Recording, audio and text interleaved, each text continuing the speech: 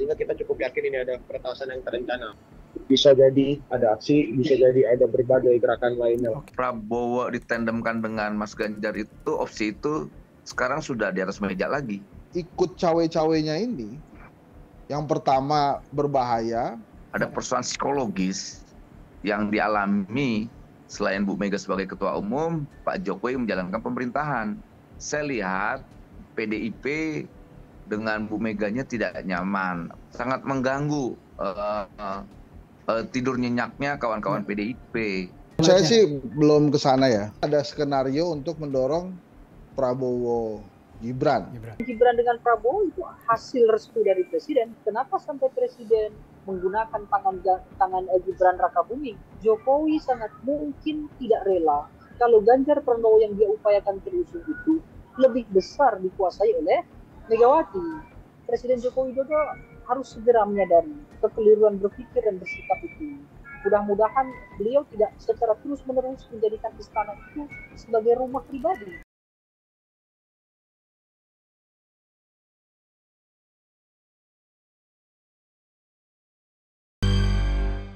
Halo Sobat Medcom, ketemu lagi di Crosscheck obrolan publik akhir pekan bersama saya Wandi Yusuf.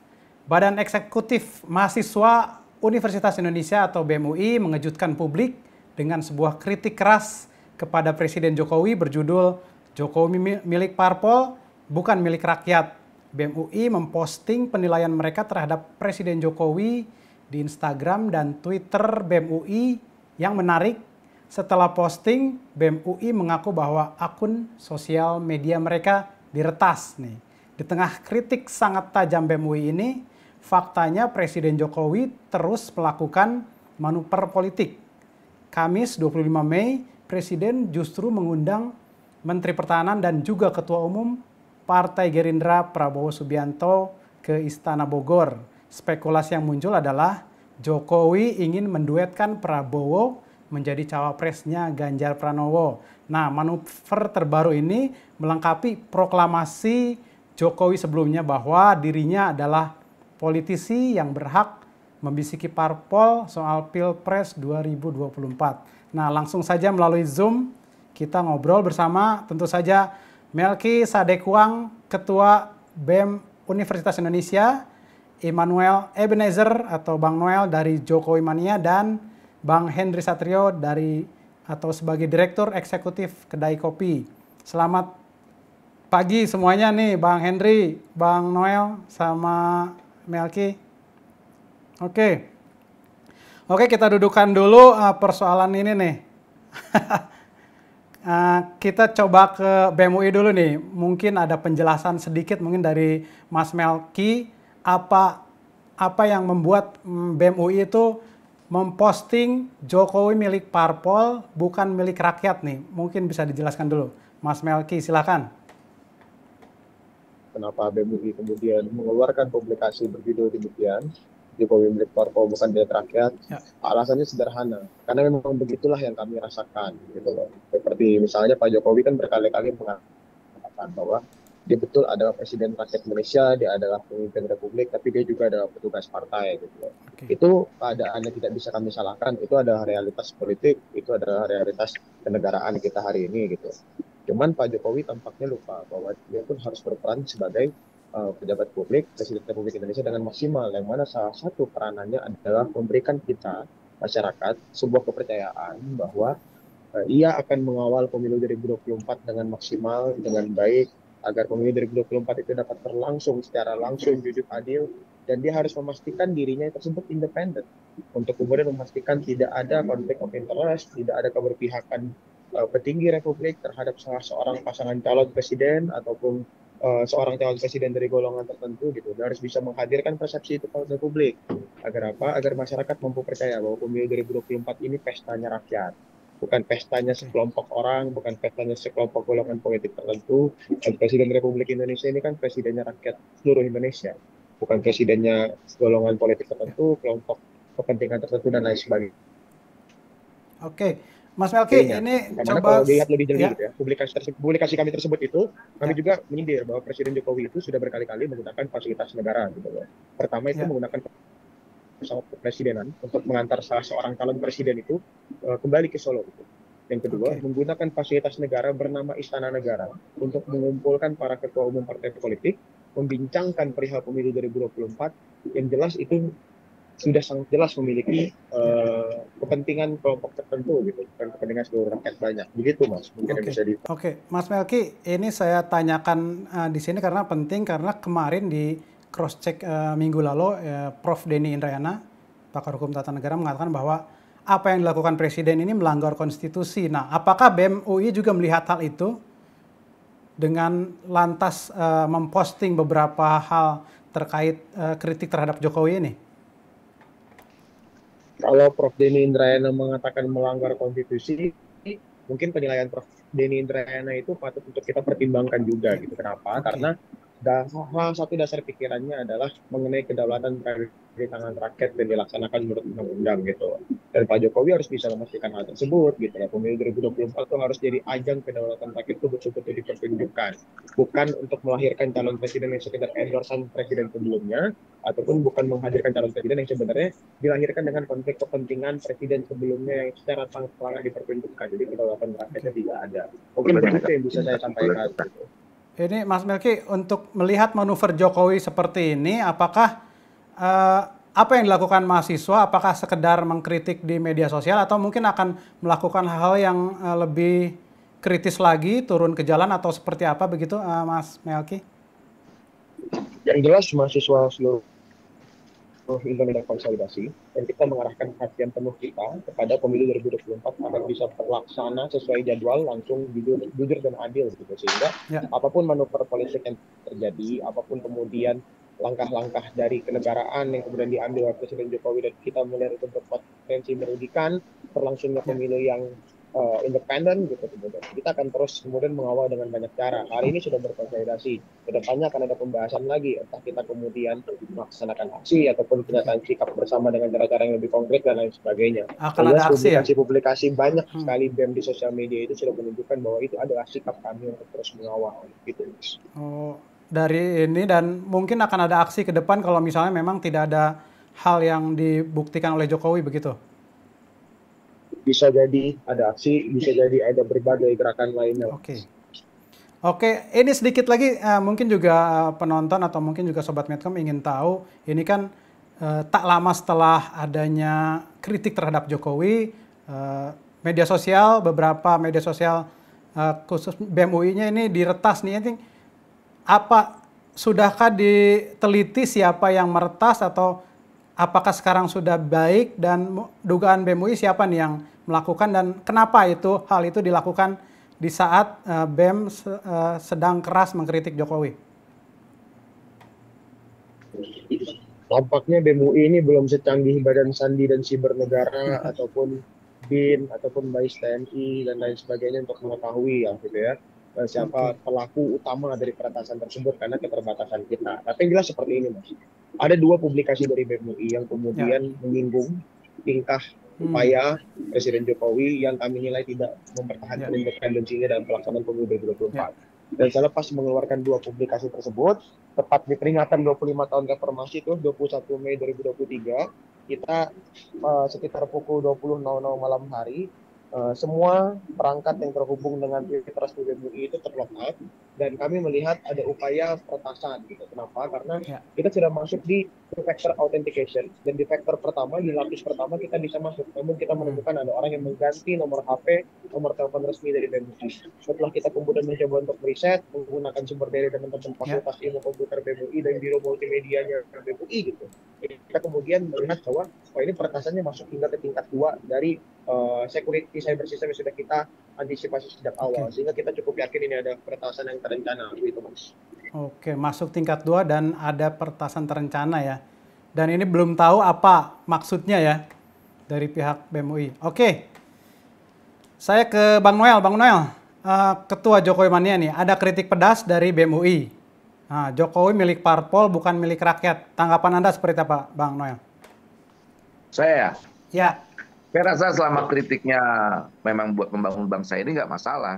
Justru saya sedikit mengecam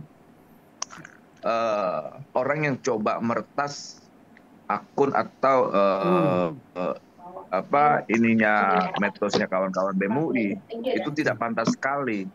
Biar gimana pun yang namanya kekuasaan eksekutif itu hanya 5 tahun sekali. Selama mengkritik itu jangan juga direpresif. Ini kadang-kadang ini entitas di sekeliling Jokowi ini alergi dengan kritik. Saya juga lama-lama muak melihat realita ini. Yang disampaikan BEM UI itu sebuah realita. Mereka marah, yang mereka marah kan bukan soal Jokowinya, tapi institusi kepresidenan yang harus kita hormati bersama. Lantas juga jangan sampai institusi kepresidenan itu lebih rendah dari ketua umum partai. Ini kan kekhawatiran kawan-kawan BEM UI sama halnya kekhawatiran kita sebagai pendukung Pak Jokowi.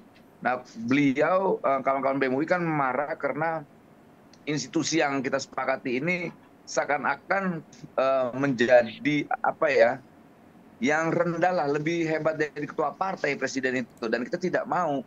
Nah, yang kita mau itu nanti ya institusi kepresidenan ini jangan dilecehkan lah, itu kan nggak baik. Tapi sedikit juga saya coba ingin mengkoreksi soal soal presiden harus berdiri di semua kepentingan, ya itu memang harus, nggak bisa tidak. Karena kalau presiden hari ini dengan institusinya dia berpihak salah satu, ya memang itu tidak bagus.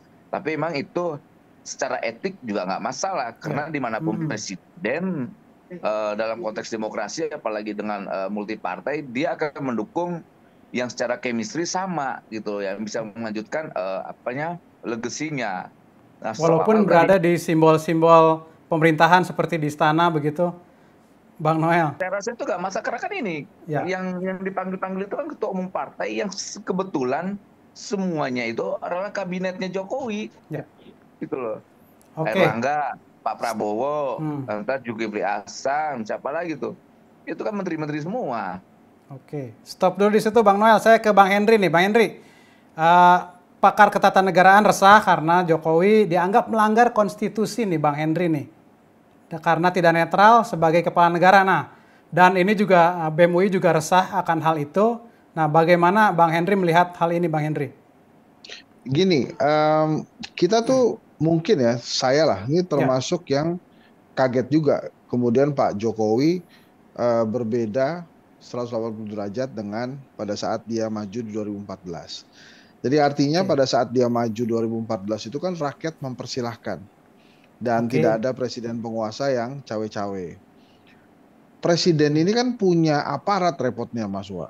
Sehingga pada saat dia mengendorse seseorang, itu takutnya disangka instruksi itu oleh para aparatnya. Sehingga bekerjalah tangan-tangan aparat ini untuk mensukseskan endorsan dari si presiden. Nah, itu kan yang ditakutkan gitu. Makanya harusnya sih netral-netral saja. Dan kalau banyak orang mengatakan bahwa Pak Jokowi melakukan ini demi keberlanjutan, saya tuh meragukan itu gitu ya. Karena menurut saya begini, sifat politisi Indonesia itu senangnya klaim. Jadi kalau ada yang bagus, maka akan diteruskan otomatis oleh penggantinya. Nanti di ujung begitu peresmian dia klaim tuh, wah ini saya resmikan. Tinggal biasanya yang membangun dari nol itu yang akan cawe-cawe tuh, itu dari prosesnya dari waktu saya berkuasa. Jadi jarang sekali terjadi bahwa ada program bagus itu tidak diteruskan. Kecuali makanya dari sekarang nih Presiden Jokowi heboh sekali dengan keberlanjutan pembangunan. Ini apakah dia tidak percaya diri ya dengan pembangunan yang dia lakukan? Apakah dia tidak percaya diri dengan apa yang sudah dia bangun? Jangan-jangan dia melihat ini ada potensi bermasalah, maka dia ingin sekali ini dilanjutkan. Karena kalau nggak ada masalah, kemudian berguna untuk rakyat, pasti akan dilanjutkan. Nah, saya menduga aja, nah ini dugaan kedua, kenapa begitu? Tadi yang pertama, jangan-jangan memang tidak tepat guna ini pembangunannya sehingga merasa perlu dilanjutkan karena mungkin juga berpotensi bermasalah. Yang kedua ini masalah rumah. Pak Jokowi itu harusnya rumah politiknya itu di PDI Perjuangan. Ya. Tapi beberapa kali kita lihat justru di PDI Perjuangan dia kikuk tuh. Tidak nyaman, saya ulang, bukan kikuk tapi tidak nyaman. Dia terlihat sekali rikuh ya. Tapi kalau bersama relawannya, kemarin misalnya yang terakhir di GBK, luar biasa nyaman dia. Bahkan dia teriak-teriak sampai suara melengking begitu, yang tidak pernah dia lakukan, ditepukin tuh kan sama relawannya itu. Jadi sampai dia merasa nonton nyaman bandnya juga sekali ya. tuh. Relawannya luar biasa nih, Ya. membuat dia nyaman. Kenapa? Karena relawan punya satu kata yang mengambung-ambungkan Pak Jokowi. Apa itu? Satu komando, tegak lurus dengan Pak Jokowi. Kalau di PDI Perjuangan, mana bisa begitu? Nggak ada tegak lurus ke Pak Jokowi. Tegak lurus tuh ke Ibu Mega. Nah ini juga nih teman-teman relawan mesti menjelaskan tuh. Tegak lurus itu ada dua persepsi. Yang pertama satu komando ke atas. Yang kedua, kalau orang matematika itu tegak lurus tuh siku tuh, 90 derajat. Jadi begini nih. Jadi relawannya bisa ke sini, Pak Jokowinya bisa ke sini nih. Nah ini yang mana nih tegak lurusnya nih? Tegak lurus ala persepsi relawan atau tegak lurusnya matematika? Kalau tegak lurus matematika 90 derajat. Jadi bisa nggak sama. Lain kali sebut aja kami terus bersama Pak Jokowi. Nah itu lebih bagus lagi. Nah kembali ke yang tadi. Jadi ini masalah ikut cawe-cawenya ini. Yang pertama berbahaya karena bisa dianggap instruksi oleh aparatnya sehingga demokrasi jadi rusak. Kemudian yang kedua tentang alasannya. Poin A, apakah benar ini tentang keberlanjutan? Kalau menurut saya bukan. Ini tentang bagaimana poin B-nya, kenyamanan. Rumah dia itu sesungguhnya adanya di relawan, bukan di PDI Perjuangan. Nah ini yang juga perlu dipertimbangkan juga oleh Ibu Mega mungkinnya atau jajaran PDI Perjuangan bagaimana membuat PDI Perjuangan ini rumah yang nyaman untuk Jokowi. Tapi pertanyaannya apakah kemudian nanti Pak Jokowi juga ingin bermukim di PDI Perjuangan setelah menjadi selesai menjadi Presiden Republik Indonesia ataukah membentuk partai baru bersama relawan-relawannya itu. Oke, stop dulu Bang Henry. Bang Noel ini mungkin bisa langsung tektokan dengan kegelisahan atau mungkin juga pertanyaan dari Bang Henry.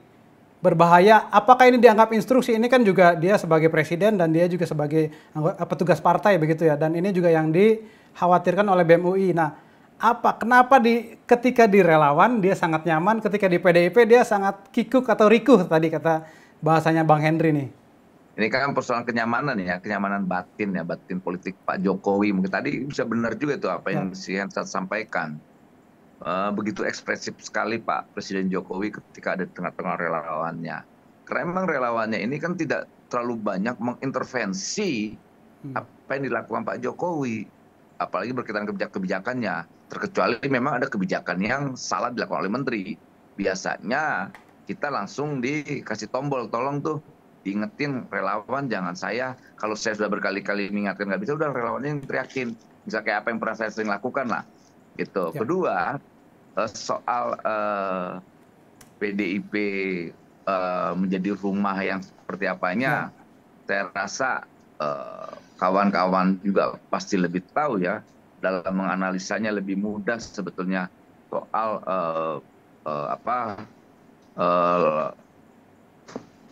pertimbangan politik yang dilakukan Pak Jokowi belakangan ini.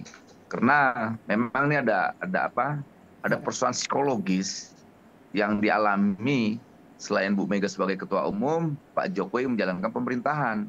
Karena Pak Jokowi kan hari ini tahu sekali situasi politik, situasi global berkaitan dengan ekonomi, dan itu kan berkali-kali sering disebutkan, ini kita akan menghadapi ekonomi yang sedikit gelap.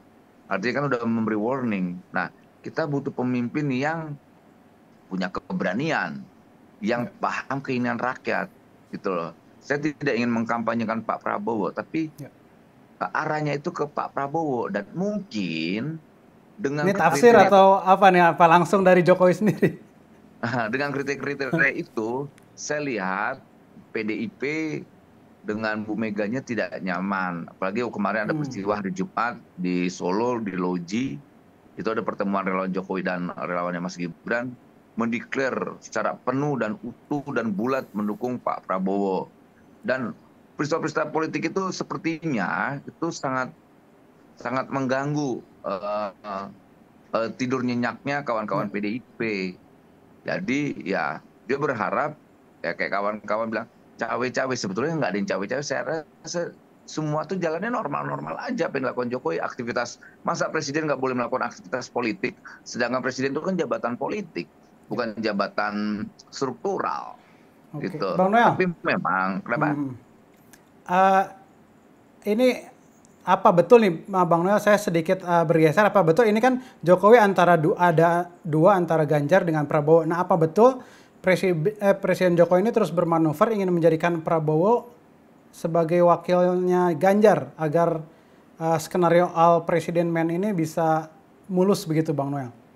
Jokowi sih sebenarnya tidak bermanuver. Jokowi tahu keinginan rakyat untuk 2024. Kan berkali-kali Ya, presiden itu, di pidato depan relawannya, cari yang diinginkan rakyat. Nah itu terjawab kan sebetulnya Pak Prabowo. Kedua, cari yang punya keberanian. Nah itu kan ketahuan Pak Prabowo. Lagi masalahnya apa? Ditambah lagi kemarin relawan-relawannya secara bulat mendukung Pak Prabowo. Ditambah ketika Mas Ganjar dideklar, antusias relawan Jokowi tidak terlalu mewah, meriah. Kan udah ketahuan semua. Gitu. Jadi kalau mau ditanya dukungannya Pak Jokowi kemana? Ya jawaban saya, ya sebetulnya udah ketahuan sekali ketika Pak Jokowi berkali-kali memberi kriteria, isyarat dan sebagainya. Itu kan muaranya kan ke Pak Jokowi, ke Pak Prabowo. Dan itu sebenarnya terlihat dengan jelas lah sebetulnya itu. Itu tidak terbantah lagi. Kemudian peristiwa-peristiwanya, kita melihat peristiwa Loji, kemudian Mas Gibran dipanggil ke DPP, kemudian dipanggil lagi ketemu dengan Mas Ganjar, ketemu lagi di Istana Bogor, ketahuan lagi semua itu. Oke. Bang Noel, Bang Henry, bagaimana Bang Henry? Jokowi mungkin juga ada berupaya ngotot untuk apabila mungkin Prabowo duet dengan Ganjar atau Ganjar pertama, Prabowo kedua. Nah ini seperti apa nih dugaan? Mungkin juga pemikiran Bang Henry nih akan manuver Jokowi kalau menurut selanjutnya. saya sih belum ke sana ya. Oke. Justru di awal dulu aja. Ini tentu saja tidak terlepas dari kejutan yang dilakukan oleh Ibu Mega pada saat 21 April kemarin, Mas Wak. Jadi saat ini tuh tinggal persepsi orangnya siapa nih dari capres-capres ini yang jadi orangnya Jokowi. Kenapa? Itu akan menentukan sekali bagaimana Jokowi memainkan perannya sebagai ya kalau keinginan dia sih sebagai kingmaker. Yang jelas Anies nggak bisa karena Anies itu ya yang kingmaker sudah jelas tuh Surya Paloh, AHY dan Ahmad Saihu gitu ya. Nah kalau kemudian satu lagi Pak Ganjar ini sudah jelas kingmakernya ini Bu Mega. Karena kemarin itu jelas sekali Ibu Mega yang taking control atas Ganjar. Nah satu-satunya kesempatan Pak Jokowi untuk mengambil ban sebagai kingmaker ya hanya Pak Prabowo gitu ya. Tergantung nanti Pak Prabowo-nya mau atau tidak. Nih ciri-ciri Pak Prabowo mau sebagai Jokowisman ya, dianggap sebagai orangnya Jokowi di dalam Pilpres adalah yang pertama semuanya diiyakan tuh Pak Jokowi. Misalnya menteri Pak Jokowi yang nyariin, wakil presiden, calon wakil presiden Pak Jokowi yang nyariin. Nah itu nanti jadi kelihatan tuh. Dan jangan lupa Mas Wak, saat ini tuh sedang ada usaha untuk menurunkan tingkat usia calon presiden dan calon wakil presiden dari 40 ke 30 tahun. Dan itu kan nyata betul ada sebuah usaha untuk mendorong orang-orang tertentu untuk bisa menjadi presiden dan wakil presiden. Nah, kalau dari kedekatan Solo yang tadi Bang Noel katakan, nampaknya kan ada skenario untuk mendorong Prabowo Gibran. Kalau nanti di MK itu disetujui. Nah ini MK-nya kita nih emang aneh nih, dia ngurusin umur nih, ngurusin usia. Kalau biasanya tuh jawabannya adalah tergantung dari pembuat undang-undang. Nah ini MK bisa memutuskan. Yang terbaru adalah penambahan masa jabatan KPK ya, jadi 5 tahun. Nah Dan ini masih memungkinkan ya untuk bisa mengubah umur itu ya? iya, dan Di MK. drama-drama politiknya kan masih ada, tapi Ya. kan tergantung Bang Noel juga tuh. Itu kalau Prabowo Gibran gimana? Sementara yang sudah santer itu adalah Prabowo Mahfud MD. Apakah Pak Mahfud kembali kena prank nih ya?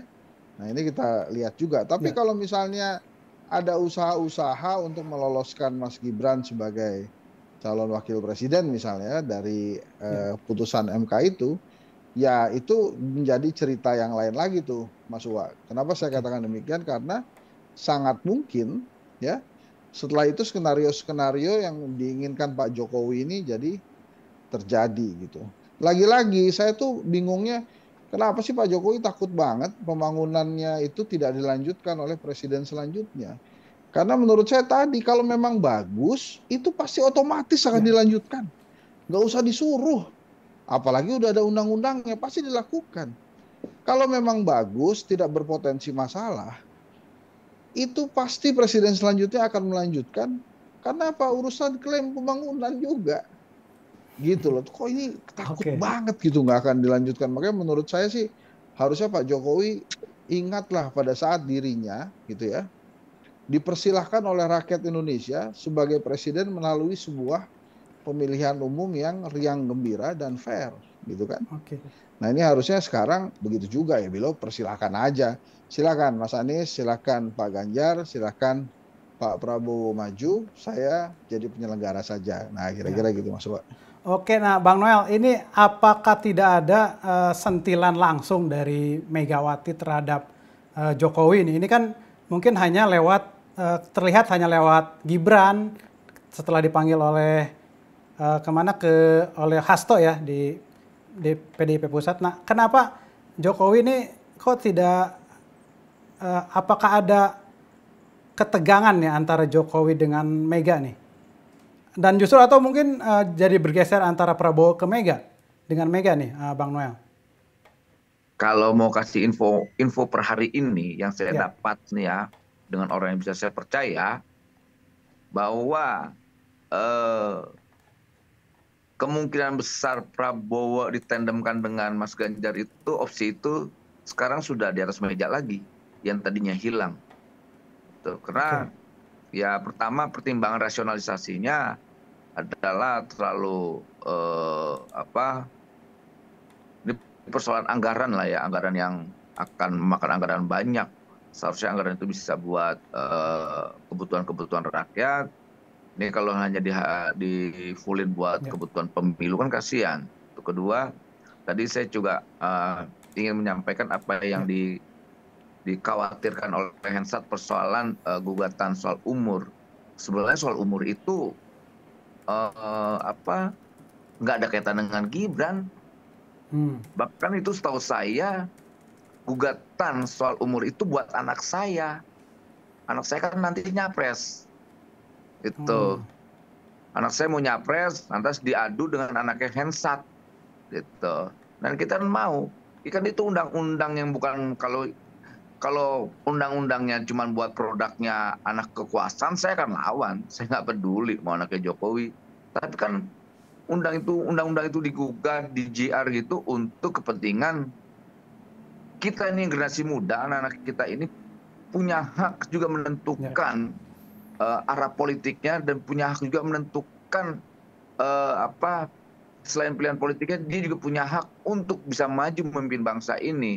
Kita jangan terjebak dengan logika-logika yang sangat konservatif. Ketika ada hal-hal yang sangat revolusioner, kita langsung konspiratif berpikir bahwa ini jangan-jangan berkaitan dengan kepentingan Mas Gibran buat maju. Memang kebetulan yang coba menggugat itu, yang JR itu kan PSI dan Gerindra. Gitu. PSI dan Gerindra juga saat dia gugat juga tuh bro. Gitu, bukan nah PSI misalnya aja. Ini aja, kalau menurut saya sih malah mestinya pakai standar umur di dalam undang-undang kan. Kalau dewasa itu kan Indonesia itu kan 17 tahun atau yang sudah menikah. Mestinya jangan 30. Udah 18 tuh. Nah, ya udah 18 atau yang sudah menikah gitu kan. Iya. Bikin aja langsung begitu, turun langsung, jangan tapi kan 30. itu kan dewasa dalam pengertian lain, tapi ukuran untuk ya gue nggak ngerti lah, kita kan ini bukan. Nah, itu makanya kata siapa juga tuh dari 40 ke 30 kan. Anyway, Ya, Iya, oke. iya kayak gitu. Tapi Proses- saya rasa gini. Kita sapa kalau dulu, khawatir soal GR itu. Bang Dedi nih, karena Bang nanti Dedi juga basis- sudah gabung.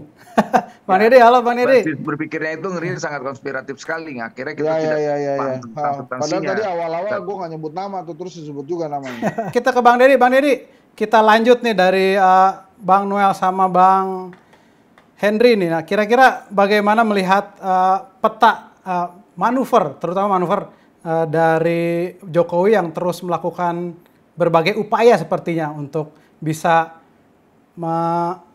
all the president man, begitu. Bang Dedi, silakan.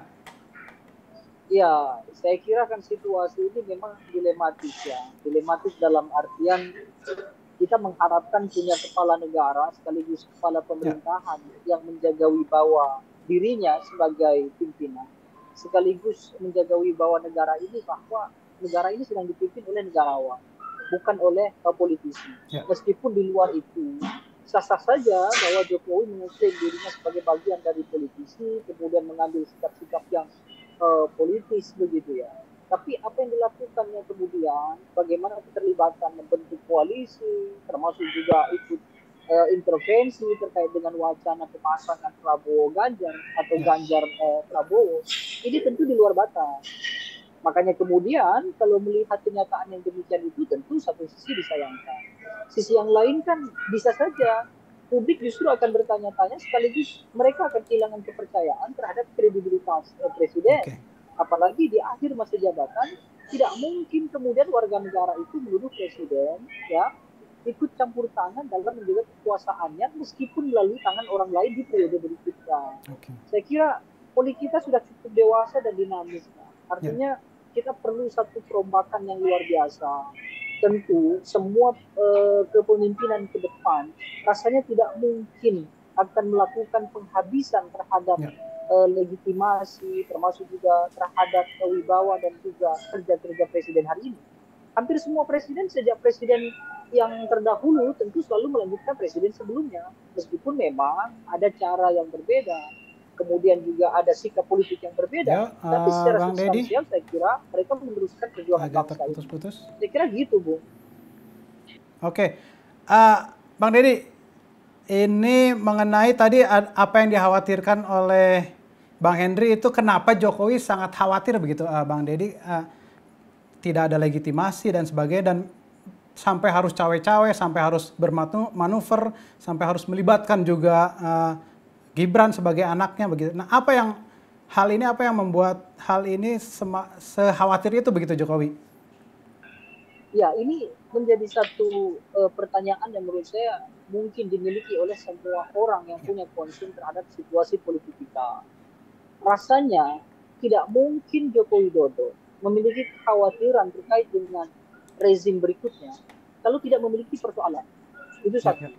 Sehingga persoalan itu mungkin menekan presiden untuk kemudian melakukan upaya-upaya pengamanan. Sehingga ke depan siapapun pemenangnya dalam pemilu 2024 dipastikan adalah orang-orang yang memang loyal terhadap presiden.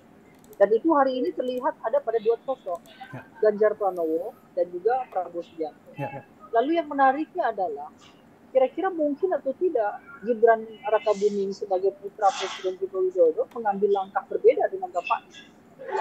Bukan sekedar bapak biologis, tapi ini adalah bapak sebagai mentor politik yang membuat Gibran kemudian juga terjun dalam ranah politik di Surakarta. Artinya bahwa pertemuan Gibran dengan Prabowo itu hasil restu dari presiden, bahkan mungkin adalah hasil dari perintah presiden secara langsung. Atau bisa jadi perintah dari Jokowi. Sangat mungkin. Oke. Artinya kan kita sulit menemukan rasionalisasinya bahwa seorang anak secara politik berseberang. Dan Jokowi bukan saja sebagai bapak biologis, tapi sebagai mentor politik. Artinya ada perintah presiden di sana. Bahwa presiden menunjukkan etikatnya untuk berada di dua kaki. Nah, yang menarik lagi adalah kenapa sampai presiden menggunakan tangan Gibran Rakabuming untuk mendukung Prabowo Subianto, tidak melalui statement presiden secara langsung, misalnya tidak mengarahkan musrah, tidak mengarahkan relawan secara langsung kepada Joko Widodo untuk berpihak pada Prabowo. Ya, salah satunya adalah Jokowi sangat mungkin tidak rela kalau Ganjar Pranowo yang dia upayakan terusung itu lebih besar dikuasai oleh Megawati. Sehingga mungkin deal politik di sini belum selesai antara PDI Perjuangan dengan Joko Widodo. Artinya kan begini, Ganjar punya potensi menang, lalu menjadi presiden di periode berikutnya. Ketika menjadi presiden, lalu tidak dikuasai oleh Joko Widodo, maka sama saja. Kenapa? Karena tentu akan lebih tunduk pada Megawati. Dan sebagai kader PDI Perjuangan, besar kemungkinan Ganjar memang akan lebih tunduk pada Megawati. Itulah kenapa kemudian Joko Widodo tidak rela kalau semua kakinya berada di atas PDI Perjuangan, maka mau tidak mau salah satunya diletakkan ke Prabowo. Karena sudah terlanjur Presiden Joko Widodo sebagai kader PDI Perjuangan mendukung Ganjar, endorse dan segala macam, maka Gibran ini sebagai perpanjangan tangan. Karena kalau Gibran tidak berada di bawah perintah dan instruksi langsung Joko Widodo, besar kemungkinan tidak mungkin Gibran dipanggil oleh PDI Perjuangan. Dalam artian, Gibran ini dalam struktur partai kan bukan siapa-siapa, bukan elit lah, artinya begitu. Sehingga pemanggilan terhadap Gibran itu juga semacam hardik politik terhadap Joko Widodo, bahwa PDI Perjuangan sebagai partai politik punya kekuasaan. Sehingga kadernya harus tunduk satu garis dengan Ibu Ketua Umum. Saya kira begitu.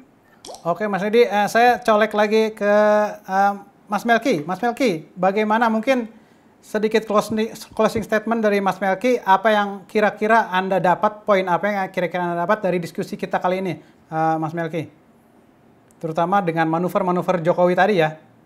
Sebenarnya apa yang kami dari BEM UI ingin sampaikan simpel gitu. Kita nggak peduli siapa yang kemudian ingin berkontestasi menjadi presiden ataupun calon presiden, ataupun anak presiden, ataupun elit politik dan lain sebagainya. Tujuan utama kritik dari BEM UI adalah menyalahkan adanya institusi publik, institusi kenegaraan bernama kepresidenan yang mengorbankan independensinya untuk kemudian bermain-main, bermanuver ke kiri kanan, cawe-cawe politik, tidak menjalankan tugasnya sebagaimana mestinya untuk mengawal pemilu 2024, tapi malah mengawal peserta pemilu 2024. Nah itu sebenarnya tujuan utama dari kritiknya BEM UI.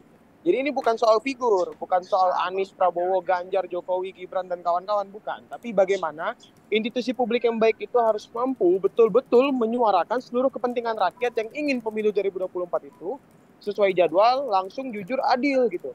Tidak ada intervensi negara, tidak ada keterlibatan presiden sebelumnya, apalagi keterlibatan presiden sebelumnya itu menggunakan fasilitas-fasilitas negara yang jelas-jelas salah menurut konsepsi hukum administrasi negara. Negara ada organisasi jabatan gitu. Jadi fasilitas-fasilitas publik seperti pesawat kepresidenan yang dipakai untuk mengantar pulang salah seorang calon presiden kembali ke tempat asalnya, ataupun fasilitas negara bernama Istana Negara yang digunakan untuk memanggil ketum-ketum parpol dengan kepentingan politik tertentu, menurut kami itu salah. Karena dia adalah presiden seluruh rakyat Indonesia, bukan presiden golongan beliau, bukan presiden yang memilih beliau, apalagi presiden yang kemudian mengarahkan rakyat untuk mencalonkan presiden selanjutnya. Begitu Mas mungkin tujuan utama dari kritik BEM UI. Oke, terima kasih Mas Melki. Saya ke Bang Dedi, closing statement mungkin Bang Dedi terkait dengan kritik BEM UI terhadap apa yang sudah dilakukan oleh Jokowi, dan ini kelihatannya memang Jokowi sudah mulai mencampur adukan ya antara untuk kepentingan rakyat dan dia untuk kepentingan politiknya sendiri begitu. Mungkin Bang Dedi silakan. Ya itulah yang saya sampaikan di awal tadi, bahwa ada semacam ancaman terhadap kredibilitas presiden kalau terlalu dalam ikut campur dalam urusan-urusan politik praktis. Nah, kritik mahasiswa yang mungkin sekarang disuarakan oleh BEM UI itu sebagai bukti bahwa publik bisa saja akan terpengaruh oleh BEM UI sehingga tidak percaya kepada presiden, dan itu tentu merusak reputasi bukan saja Joko Widodo tetapi presiden dalam artian kelembagaan. Presiden saya kira perlu belajar bagaimana presiden-presiden sebelumnya, bahkan kepada Megawati sekalipun, tidak pernah terlihat ada ekspresi dukungan pada pihak-pihak tertentu pada saat mereka masih menjabat sebagai presiden. Kalau Megawati terlalu jauh, saya kira yang paling dekat adalah Susilo Bambang Yudhoyono. Kurang apa Presiden Jokowi SBY? Demokrat waktu itu berkuasa, tetapi tetap saja dalam tataran masa baktinya selesai, dia turun, kemudian juga membiarkan partai politik itu bertarung dengan sendirinya. Saya kira Presiden perlu mengambil sikap yang demikian. Ini bukan soal apakah kemudian Presiden bisa menancapkan kekuasaan pada rezim berikutnya, tapi ini adalah soal wibawa semua pihak. Wibawa warga negara termasuk juga wibawa negara yang ada dalam kendali presiden. Saya kira harapan terpentingnya adalah Presiden Joko Widodo harus segera menyadari kekeliruan berpikir dan bersikap itu. Mudah-mudahan beliau tidak secara terus-menerus menjadikan istana itu sebagai rumah pribadi, tapi itu adalah rumah untuk seluruh warga negara Indonesia. Oke, jangan menjadikan istana sebagai rumah pribadi. Terima kasih, Bang Deddy, Bang Melki. Sama-sama, Bung Uwa. Ya, demikian dialog Crosscheck pekan ini. Terima kasih Anda terus mengikuti Crosscheck setiap akhir pekan. Kita akan ketemu lagi pekan depan di waktu yang sama dengan topik yang menarik lainnya. Sampai ketemu lagi. Terima kasih.